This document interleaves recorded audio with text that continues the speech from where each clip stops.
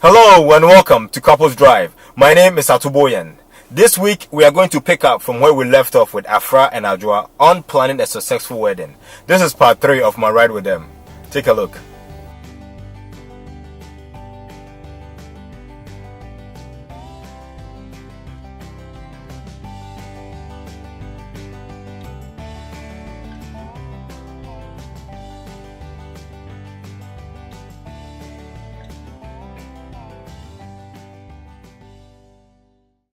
Afra, if there is anything that couples neglect in the whole wedding planning process, what would you say it is? Something that they pay so little attention to, but is very, very important. I say prayer, and we have incorporated that in our meetings because we look at wedding planning as foundation to your marriage. You can agree to disagree. You see each other's characteristics coming out because of situations that you've been put in. So you see a different side of the bride, your spouse, and you're like, well, whoa, I didn't know you had this anger issue. I didn't know you dealt with situations like this. But whenever you pray, everything just it minimizes the situation, and it makes you guys together. It brings you guys more closer together. So do you guys have that as part of your with every meeting, we start and end every meeting with a prayer. With the permission of or the couple. an acceptance of the couple, of course. Yes, because if they're not willing to do that, we're not going to impose it on them. Okay.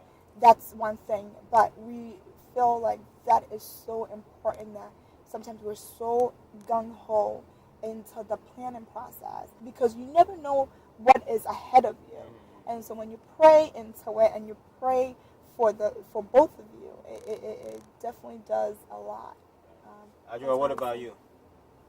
If there's one thing that you think people getting married pay almost no attention to. I'm sorry, but I have to go back to the guest list. The guest list, right? And here's why I say that. The prayer aspect that Afrakma mentioned is very true. I think, especially in this day and age of social media, a lot of people, get too caught up in the glitz and the glam and the hype of, being sparkly and glitzy on social media, that they tend to forget that there is life after a wedding. And with that being said, I also add money. Yeah. I'll say prayer, money, Prayer, and guest list. Yeah. Because That money, it's those three things. Because the money. Prayer to ensure that you're starting off this journey that you're about to embark on, with God first. God first. Obviously, your religious beliefs, give or take. Money, because I think people sometimes underestimate just how costly a wedding could get. And I use the word could get in the sense that you can have a wedding on almost any budget. You just have to be smart about the decisions and the choices that you make. But people really sometimes don't focus on the money. They're more intent on getting, securing the glitz and the glam, and not thinking about the fact that the glitz and the glam comes with an expense. And then the guest list. Ooh, the guest list. Because I guess it equates to money because it's increasing everything. Exactly. It equates to money because the more guests you have, the more setup we have to do, the more food we have to order, the more things. It all come back to the one thing. The guest list links to money. The money links to the prayer because you have to start off with the prayer to get the money. And one thing I've noticed about men is when there's no money, they frown a lot. Yep. Really? The process becomes frustrating. It becomes very frustrating because the man is supposed to be the caretaker, and so it feels like, and I think most times women, when we're doing weddings, sometimes we forget, we lose ourselves in terms of, there is a life after that special day, and we spend anyhow, and then when you come back to it, after, you go back from your honeymoon, you see all the bills, you look at your account, and you're like, oh my gosh. did I really spend this much? And then if you're not fortunate and it's Because I think, you know what it is? I think some people go in thinking or expecting that every single person who will attend their wedding will give. And that's not the case. no. You need to go into it thinking, say, if nobody gave me a anything, dime, would I still have at least 3 to 6 months worth of rent and that's and actually a things to conversation take we care usually of say. me and my spouse? Yeah, we usually say, look, you have to do your very best to try to have a buffer. Yes. Whether you're renting or you're paying a mortgage, right? Yes. You need to be able to have a buffer of 3 to 6 months worth of cash flow in your account. And if you are getting to a point where you could potentially bleed into that, security net, then certain things you need to rethink certain decisions, certain choices, certain wants. Not even needs, just certain wants. Because people can be funny and disappoint you. Absolutely. If you're if your auntie somewhere says she's gonna pay for the limo, until your auntie has actually physically handed you a check or cashed out you money or whatever the case is for that limo, to me as a planner, your auntie doesn't exist in my planning process. Because if Auntie Abena hasn't handed me the cash $800 to $1,000 that it could cost to get a limo, that's part of my regular budget, right. And so that is on the couple. And that is on the couple. Yes. Every expense that we sit down and plan with you is going to be on the couple until we're actually handed something that then says, no, this is not on the couple. This is on the mother or the sister or brother, or whomever. Yeah. But you have to go into your wedding with the mindset of if nobody gives me a gift, and the gift can come in the form of a gift on your registry or cash flow, and even when it comes to the guest list, your parents a lot of the time would be more concerned about inviting people that they feel, would come and support you financially, and not just come and grab a bite to eat and head out. And I think that's important.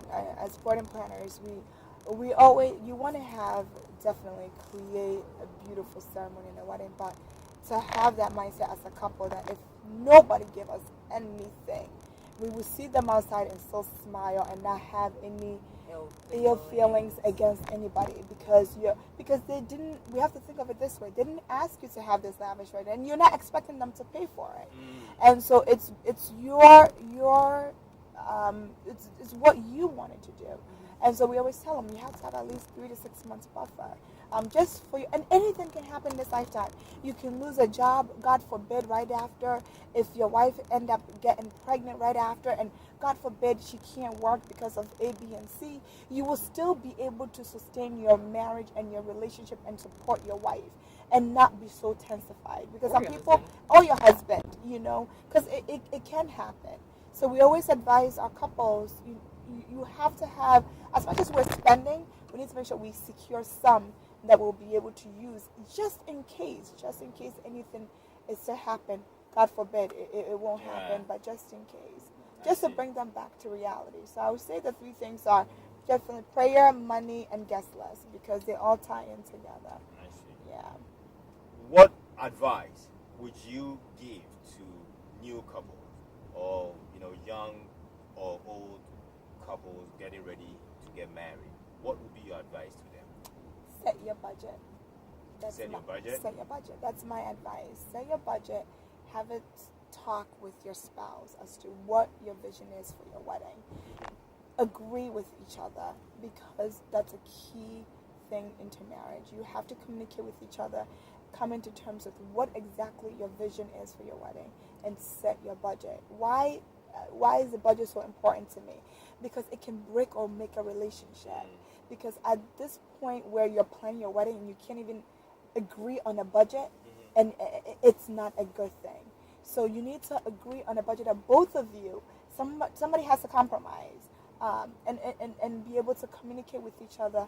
Okay, this is our budget and this is what we're going to go with. But also be flexible, that there might be a possibility that we might have to, a wiggle room, that we might, so we always say, your low, what's your minimum and maximum, that you want to spend. So set your budget, and again, enjoy the process. Enjoy the process. Don't you know, kill each other throughout the process. No, enjoy the process. There will be days where you would disagree, but it's okay. Make up afterwards. It's not the end of the world. If you wanted to get that floral arrangement, you wanted to get that, you know, whatever the venue or the, you know, the vendor, but your spouse is saying that's too much. It's okay. You win some, you lose some, but pick and choose your battles. Enjoy the process and set your budget as to what you want to spend for your overall wedding. And be careful of your people you're going to ask to be part of your bridal party. Why? People, you have to pray on it. Some people that you think are truly your friends may be very devious and maybe very they're not looking out for your best interest. They will, instead of them helping to make your day special, they can cause your day to be very miserable. Really? And to go, yes, surely. We have instances where you know, the bridal party is supposed to be helpful and they're not, the opposite of what, you know, the bride would have expected, you know, thinking of their friendship and their history they've had. So it's always good to pray about that. It's not the number of bridesmaids you have, it's a number of genuinely people that you know that cares for you deeply, that you think will be there to support you, not only in prayers, but financially, but also can keep you calm. And it's very important. I don't know if you have anything else to add to that. I mean, I think a lot of people constantly feel that adding, you know, 3, 4, 5, 6 different people to a wedding, you know, is the best move for them to make. And that's not always necessarily the case. I think you have to be very smart about the people that you add. You know, just because you went to school with someone doesn't necessarily mean that on that day that they're going to be, you know, the most supportive person. But I think to add to that, you have to let them know what your expectations are of them. You know, you have to be able to say, hey, you know, you and I have been friends for X, Y, and Z reason. It's for X, Y, and Z reason, which is why I think you'd be the perfect bridesmaid or maid of honor or whatever. But I think you need to be able to set the expectations from the beginning of, here's what I'm looking for. Here's what I'm hoping you can do for me to make my day special. You know, and if there's anything you feel you can't do, I'd rather you step out. You know, I think people need to be bold enough to be that firm. Because I think when there's that room, for lack of a better way of putting it, for error, is when people say, well, I didn't know, or I wasn't expecting to be part of this, or I wasn't expecting to do this. So even if you think they're your friends and they've been friends with you for a long time, so they should know, you need to set those expectations. And it's important too, you know, a lot of times people do bridal proposals, so bridesmaids proposals. So when you do the proposals, as Sadra was stating, you add into rules and responsibility and let them know, expect this is how much you're going to spend. You know, maybe in January you ask them, they knew, okay, I can drop 1,000. You know, but then it comes to March, April, money's running low, and when people don't have money, they start talking, complaining about everything. Also, with the bridal party, if you're in a wedding and you feel no longer that you want to be in it, it's better for you to drop out and keep your relationship with the bride or the groom than to still stick around and destroy your relationship.